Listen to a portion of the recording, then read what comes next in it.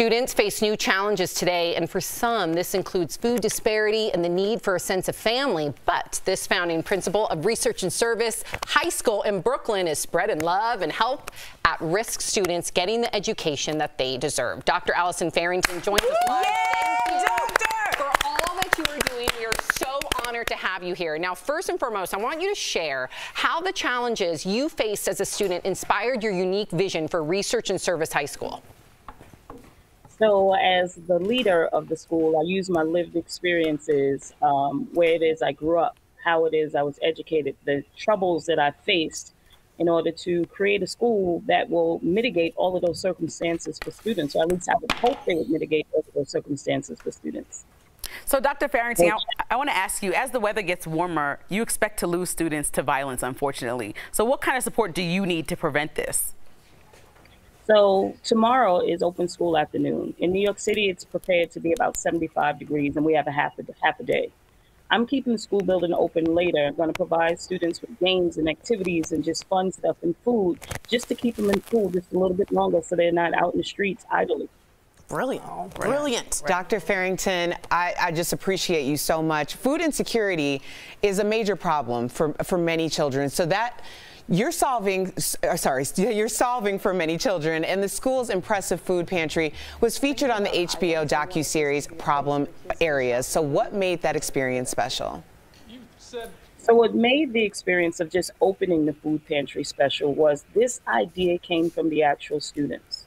The students were doing research and looking at some of the issues that were looking at how poverty impacts obesity. And the service component was they went to food pantries and they were volunteering, but they themselves needed food. So they came back to the school and asked me to open a pantry, and here we are. Wow. I love that. It's amazing. Some people say there's nothing I can do, and she's the opposite. You are the opposite. I will do what I can, and it's so helpful. I also have been reading about habits and how little habits can change your entire outcome of your day. You got one, and I want you to explain it. You kept students fed from dropping out as well during lockdown with this idea called lunch with the principal, a simple change that created ripples. Tell me about it. So our school is really small. We're actually just one long hallway, and my office is in the middle of the hallway. So kids during their lunchtime, sometimes they didn't want to go down to the cafeteria. They would sit in the hallway with me and simply have lunch. So when the pandemic happened and our kids were so used to just us surrounding them with love, and now they're locked down in their houses, they were pretty sad. They was dealing with a lot of mental health issues, just dealing with a lot of stuff.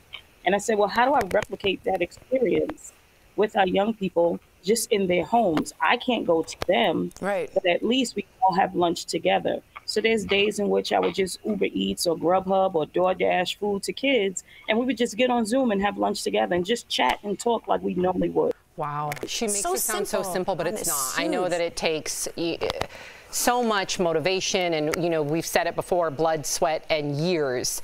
But again, you make it seem so easy. You help thousands of underprivileged students get the education they deserve. Dr. Farrington, is there a particular story that stands out to you that you want to share with our viewers? There are so many, to be honest with you. I had a student who finally graduated high school, and this was his 8th high school. Wow. And this was during the pandemic, and I got the honor and privilege of delivering his diploma to his home. Wow. Just watching kids be resilient, watching kids be triumphant, and helping and being honored and allowed to celebrate with them in so many different ways. There's a plethora of stories, but his story stands out the most because what kid attends 8 different high schools? Wow. Your empathy is contagious. Thank you so much, Dr. Farrington, for joining us and for sharing your mission. We wish you and your students the absolute best. Bravo. Thank you. Bravo. We'll be right back.